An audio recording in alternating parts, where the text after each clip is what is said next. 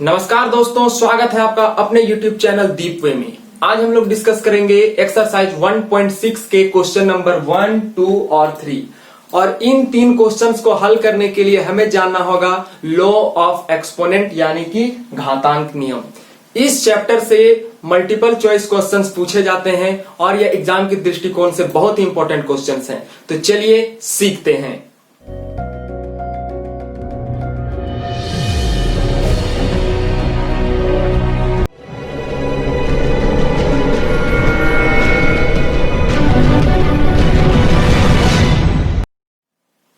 सबसे पहले हम लोग डिस्कस करते हैं घातांक नियम क्या होता है। तो इसके प्रीवियस कक्षा में यानी कि कक्षा 8 में आपने बहुत सारे घातांक नियम को पढ़ा था। सबसे पहले हम लोग उन घातांक नियम को रिकैप कर लेते हैं और उसके बाद इन क्वेश्चन को हल करने का प्रयास करते हैं। तो सबसे पहले हम आपको ये बताते हैं a का पावर m, ठीक है, या फिर आप ऐसा लिखा हुआ देखते हैं।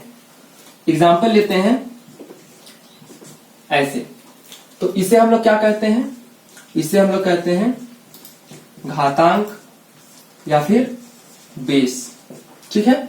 और इसे हम लोग कहते हैं एक्सपोनेंट या फिर पावर, और हिंदी में हम लोग इसे कहते हैं घात।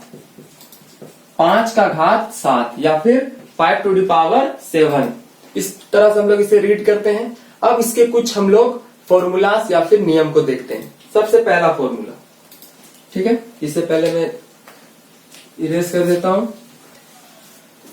सबसे पहला फॉर्मूला है a का पावर m इंटू a का पावर n बराबर क्या होता है? यस, a का पावर m प्लस n। ये मेरा फर्स्ट फॉर्मूला है, ठीक है। फॉर्मूला नंबर 2, a का पावर m भाग कर रहे हैं a का पावर n, तो यहां पर प्लस था, यहां पर क्या हो जाएगा? a का पावर m माइनस n। बिल्कुल आसान वाला फॉर्मूलाज है, इसे हमने पिछली कक्षाओं में पढ़ चुका है, ठीक है। नेक्स्ट हमारा जो फॉर्मूला है वो देखते हैं। a का पावर m और पूरे का पावर n बराबर a का पावर m इंटू n, या फिर इसे हम लोग लिख सकते हैं m n, ठीक। नेक्स्ट हमारा फॉर्मूला है a का पावर m और b का पावर m। यहां पर देखिए a का घात m है और b का घात m है, और इसका क्या फॉर्मूला होता है? a b का घात m, ठीक है। a b का घात m, a गुना b का घात m या फिर a b का घात m। और साथ में हम लोग इन फॉर्मूलास को भी जानते हैं कि a का घात 0 होता है तो इसका वैल्यू 1 होता है, और साथ ही a का घात अगर नेगेटिव इंटीजर हो तो हम लोग क्या करते हैं? इसको अपॉन में लिख लेते हैं। मतलब a का घात -1 है तो उसे 1/a लिख दिए। अगर a का घात -2 होता तो 1/a² लिख लेते, ठीक है। तो हम लोग यहाँ पर 6 फॉर्मूलास को रिकैप कर चुके हैं। अब इन सारे फॉर्मूलास का यूज करके हम लोग इन सारे क्वेश्चंस को हल करेंगे। बिल्कुल आसान वाला चैप्टर है, आप एक बार ध्यान से देखिए, आपको सारे कॉन्सेप्ट क्लियर हो जाएंगे। तो सबसे पहला 64 का घाट 1/2, 64 का घाट 1/2, इसे हम लोग क्या लिख सकते हैं? 8 का स्क्वायर। क्यों? क्योंकि 8 क्या होता है? 64 होता है, तो हम लोग लिख सकते हैं 8 का स्क्वायर। तो 8 का स्क्वायर और इस पूरे का होल स्क्वायर है 1/2। अब ये मेरा इस वाले फॉर्मूला को मैच कर रहा है। a का पावर m और पूरे का पावर n, a का पावर 2 और पूरे का पावर 1/2, तो इसको क्या लिख सकते हैं? 8 का घात 2 गुना 1/2, a का power m into n, a m n। ये 2 और ये 2 कैंसिल हो गया, यानी कि 8 का घात 1 बराबर 8। ये मेरा पहला फॉर्मूला हो गया, ठीक है। एक चीज और रिमेंबर करिए, अगर किसी भी संख्या का घात 1/2 होता है तो उसे हम लोग रूट में लिख सकते हैं। इसे आप याद कर लीजिए, ये बहुत इंपॉर्टेंट वाला एक फॉर्मूला मैं आपको बता रहा हूं कि एक संख्या या फिर a का पावर 1/2 है तो इसे हम लोग रूट अंडर a लिखते हैं। यानी कि ये क्वेश्चन क्या था, 64 का घात 1/2 तो इसे हम लोग लिख सकते हैं रूट 64, और ये क्या हो जाता 8 का स्क्वायर, और ये आंसर 8 हो गया। ठीक है, तो आप इसे इस मेथड से भी सॉल्व कर सकते हैं, नहीं तो ये हमने सीख लिया। चलिए 125, तो 125 को हम लोग लिख सकते हैं 5 का घात 3, 5 का घात 3, और इस पूरे का घात कितना हो गया 1/3। a का पावर m और a का पावर n, सेम फॉर्मूला मेरा यहाँ पर मैच कर रहा है, तो हम लोग क्या करेंगे, इसे लिख लेंगे 5 का घात 3 गुना 1/3, ये 3 से ये 3 कैंसिल, तो ये हो जाएगा 5 का घात 1 बराबर 5। यहां पर एक और फॉर्मूला है, अगर a का पावर 1/3 होता है तो वो क्या हो जाता है, घनमूल हो जाता है। ठीक है ना, इसे हम लोग कैसे लिख सकते हैं, 125 को हम लोग लिख सकते हैं घन, 125 का घन हो जाएगा, और यहां पर हो जाएगा 5 गुना 5 गुना 5, और ये आंसर आ जाएगा 5। ठीक है, जब घनमूल होता है तो हम लोग क्या करते हैं, 3 जोड़ा निकालते हैं। तो ये 2 विधियां हमने सीख ली, और साथ ही कुछ इंपॉर्टेंट से हम लोग फॉर्मूले को भी सीख लिए। अब हम लोग बात करते हैं इसके क्वेश्चन नंबर 2 को कैसे सॉल्व करना है। तो यहां पर क्या है, 9 का पावर 2/5, तो हम लोग 9 को क्या लिख सकते हैं 3 का स्क्वायर, और इस पूरे का घात क्या हो जाएगा 2/5। ठीक है, ये बात समझ में आ रही है। अब हम लोग क्या करेंगे, इसको लिखेंगे 3 का पावर 2 गुना 2/5, और इसका आंसर हो जाएगा 3 का घात 2 दूना 4/5। ये हो गया इसके पहले वाले क्वेश्चन का आंसर। फिर है 16.3/4। ठीक है, यहां पर मैं क्वेश्चन मैच करा लेता हूं, 3/2।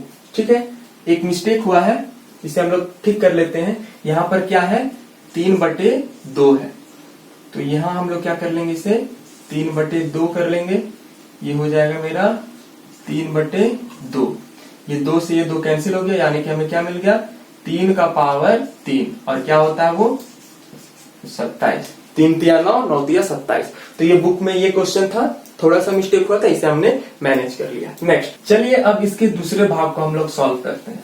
तो हम लोग 16 को क्या लिख सकते हैं, 2 दूना 4, 4 दूना 8, 8 दूना 16, यानी कि 2 का घात 4, और इस पूरे के घात 3/4। तो इसे लिखेंगे 2 का घात 4 गुना 3/4, ये 4 से ये 4 कैंसिल, यानी 2 का घात 3, 2 दूना 4, 2 तिया 2 दूना 4, 4 दूना 8, तो ये इसका आंसर हो गया 8। अब हम लोग आगे वाले क्वेश्चन को हल करते हैं। 125, इसको हम लोग क्या लिख सकते हैं 5 का घात 3। ठीक है ना, यहाँ पर लिखेंगे 5 का घात 3, और पूरे का घात -1/3।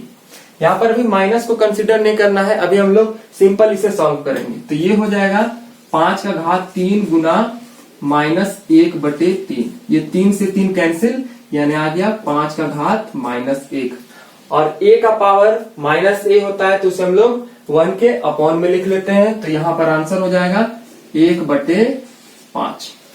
तो ये बिल्कुल आसान वाला क्वेश्चन था जिसे हमने हल करना सीख लिया। अब हम लोग इसके तीसरे क्वेश्चन सरल कीजिए को बनाना सीखते हैं, और ये क्वेश्चन सॉल्व होगा इस वाले फॉर्मूला से, a का पावर m और a का पावर n बराबर a का पावर m प्लस n। तो 2 का पावर 2/3 और 2 का पावर 1/5 बराबर हो जाएगा 2 का पावर 2/3 प्लस 1/5। अब यहाँ पर हमें क्या करना है, भिन्न का जोड़ करना है। ठीक है, तो यहाँ पर हम लोग इसे कैसे लिखेंगे, 2 का घात, यहाँ पर से लसा निकाल लेते हैं, 15 आ गया, 3 × 15, 5 दूना 10, 5 तिया 15, 3 एकम 3। तो यहाँ पर आंसर हमें मिल जाएगा 2 का घात 11/15। ठीक है, 2 का घात 11/15। इसे हमें ऐसे सॉल्व करना है, 1/3 का पावर 3 और पूरे का पावर 7। ठीक है, अब हम लोग क्या करेंगे, इसे सॉल्व करेंगे। सबसे पहले यहां पर क्या है, इसे हम लोग ऐसे लिख सकते हैं, 1 का पावर 3 और 3 का पावर 3 और पूरे का पावर 7। ठीक है, अब हम लोग क्या करेंगे, इस पूरे का क्या कर देते हैं, होल का पावर 3 कर देते हैं। इसे हम लोग ऐसे लिखेंगे, 1 का पावर 3 और इस पूरे का पावर 3। ठीक है, दोनों में आ जाता है, ये फॉर्मूला है, और होल का पावर 7। अब यहाँ पर हमें क्या समझ में आ रहा है, a का पावर m और a का पावर n। तो इसे हम लोग लिख सकते हैं। इस क्वेश्चन को मैं यहां पर सॉल्व कर रहा हूं, इसे मिटा देते हैं। तो इसे हम लोग यहां पर लिख लेते हैं। तो यह हो जाएगा 1/3 का घात 3 और इस पूरे का घात क्या हो जाएगा 7। सबसे पहले हम लोग क्या किए, 1/3 का घात 3 दिया हुआ था, 1 का घात 3 लिख सकते हैं क्योंकि इसका वैल्यू फिर से 1 आ जाएगा। उसके बाद 1 का घात 3 है और 3 का घात भी 3 है, तो इसे हम लोग क्या कर सकते हैं, 1/3 का घात हम लोग 3 लिख सकते हैं। तो यहां पर हमें इस फॉर्म में मिल गया। अब ये किस फॉर्म में है, a का पावर m और इस पूरे होल का पावर n। तो इसे हम लोग लिखते हैं a का पावर m इंटू n। ठीक है, तो यह हो जाएगा 1/3 का घात 3 गुने 7, यानी कि 1 का घात 3 और पूरे का घात 7 या 21, यानी कि 1 का घात 27 और फिर 3 का घात 1 का घात 21 और 3 का घात 21, यानी कि 1/3 का घात 21। ठीक है, तो इस प्रकार से हमें क्वेश्चन नंबर 2 को सॉल्व करना है। अब हम लोग बात करेंगे क्वेश्चन नंबर 3। तो क्वेश्चन नंबर 3 को सॉल्व करने के लिए हमें क्या यूज करना है, एक फॉर्मूला यूज करना है। क्वेश्चन नंबर 3 हम यहां लिख लेते हैं, 11 का घात 1/2 भाग 11 का घात 1/4।